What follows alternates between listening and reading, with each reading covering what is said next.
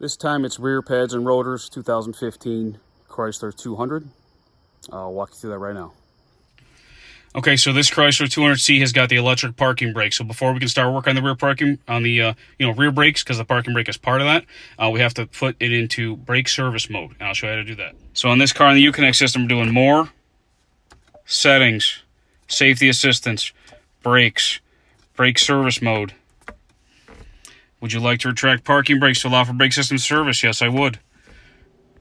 And I can hear right now, I can hear the motors whirring behind me. So that's going to completely retract those electric motors. Parking brake is now retracted. To reset it, press the brake pedal and activate the parking brake switch. Okay, so when I'm done, that's what I'll do. But for right now, the parking brake motors are out of my way. Here's the rear caliper setup. Okay, it's a little bit different, but not too bad. This is the electric motor right here that'll actually activate the parking brake for you. So we're going to start by removing this lower bolt here, which is a 10 mil regular. We can do it here. Well, I got to stop that because that's turning with it. So I'm going to have to get something to put onto that.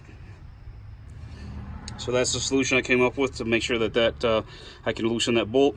Obviously, I can't show you the exact motion with two hands, but you get the idea. You can pinch that with the pliers and turn that out with the socket. Okay, just like I hoped, I can now rotate this up. A little bit more force than that, I guess.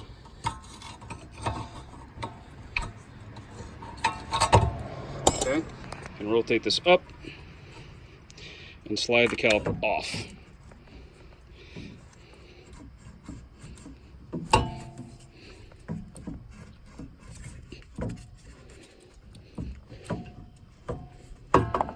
It's a little tricky, but it does come off. So basically, what's happening is the back of this is hitting the spring, so you kind of have to, as you get towards the end of pulling it out, you got to tilt it down in different directions, right, to get it to work its way out. And then when you put this back in, you just have to reverse it.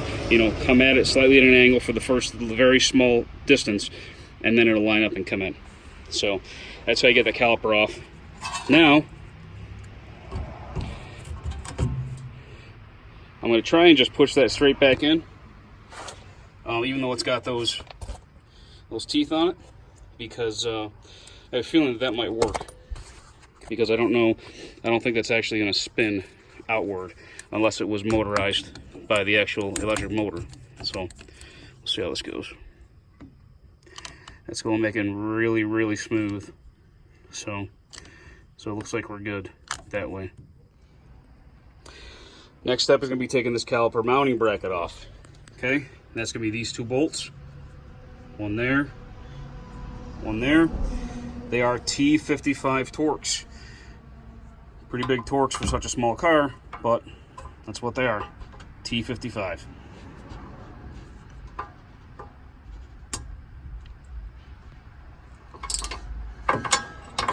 Okay, that brings us to this point where this bracket will come off. Again, apparently I need a little more force.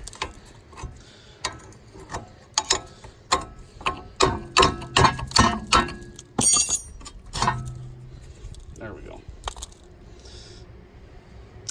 Some pretty serious grooves in those pads. Wow. I'm not really sure what happened to this rotor, but it is grooved something fierce. So, I guess it was overdue. Now, 5mm Allen screw holding the rotor on. Pull that off next. In order to do that, I've got a screwdriver in this hole, and as you spin the wheel, it doesn't want to go past that screwdriver. So I'm using that as counter pressure while I twist this way with the ratchet to loosen that screw. Okay, screws out. Rotor's off. Yeah. Okay. Spray the hub with some brake clean.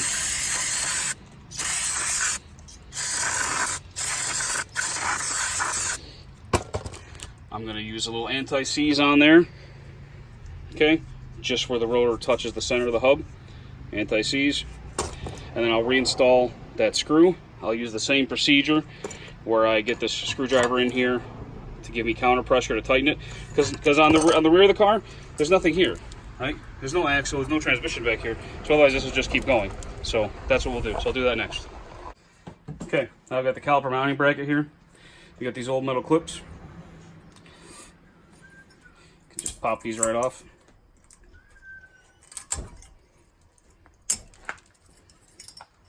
Chuck them out. That's assuming that your pad kit came with clips. Most pad kits nowadays come with clips.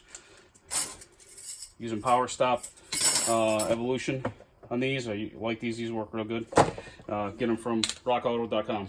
So now I'm going to clean all these surfaces where those clips just came from, so the new clips seat nicely and don't bind. Okay, so this comes with two different types of clips, depending on which way this curlicue here faces. Okay, when you're done, that curlicue is going to be on the outside here. You're going to push this down, slide the pads in, and that's going to push itself back up because the pad's going to pinch it. And you do it on both sides. You can't have the curlicues in the middle because it's going to hit the rotor. Okay, so here's what this looks like. You start at a little bit of an angle, get it on top of both those little fingers there. Give it some downward pressure, and get it started in those slots.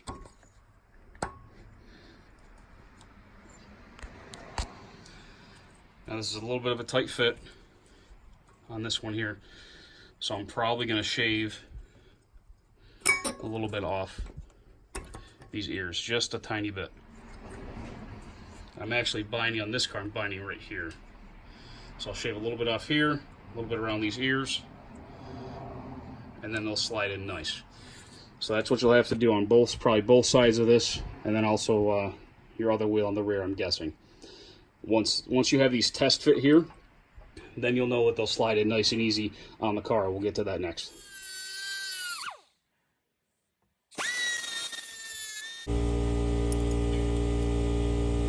I'll pull this pin out of the caliper mounting bracket rather. Clean off any grease that was on it. We'll apply some fresh caliper grease to that.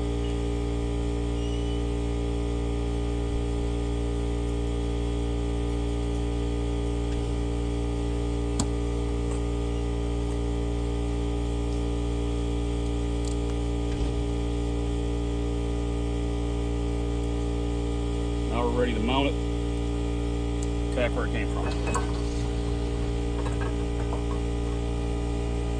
As I look at this, I realize I actually put that pin back in the wrong end. This goes down in the bottom.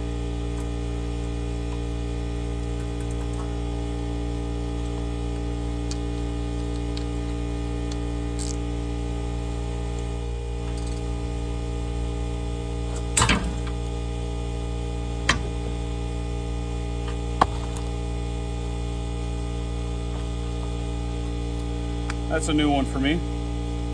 That's a snap-on T55 Torx. I've never broken one of those before, especially not by hand. So hopefully I got a backup. I think I do. Usually pretty proud of my snap-on tools, but apparently this time it's going to be a Husky socket that's going to let me finish the job. How about that? Just zap this little brake clean to remove any oils that manufacture that rotor. Now we're on the pads. A little bit of light grease. Same caliper grease we used on the pin a minute ago. Just on the ears. And we're going to install it the same way we did on the bench. Slight angle. Press it in. There it is.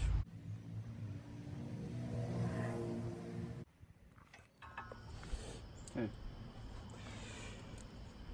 Sometimes that back one's just a little tougher just because you can't see quite as good and it's like reversed to the front. At least it is for me sometimes. Okay. This caliper on the top has got the pin on it. We left it there because that was the best way to take it apart without disassembling everything. So we're going to give that a little fresh grease. Okay. Now, remember, we got to attack it at a little bit of an angle first.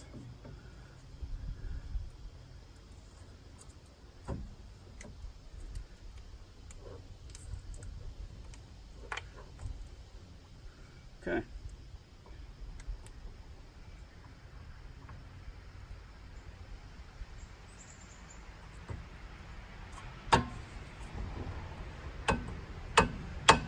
Slide it in. 10mm bolt again at the bottom of the caliper. So then we're going to bring the pliers back and just grab that nut in here.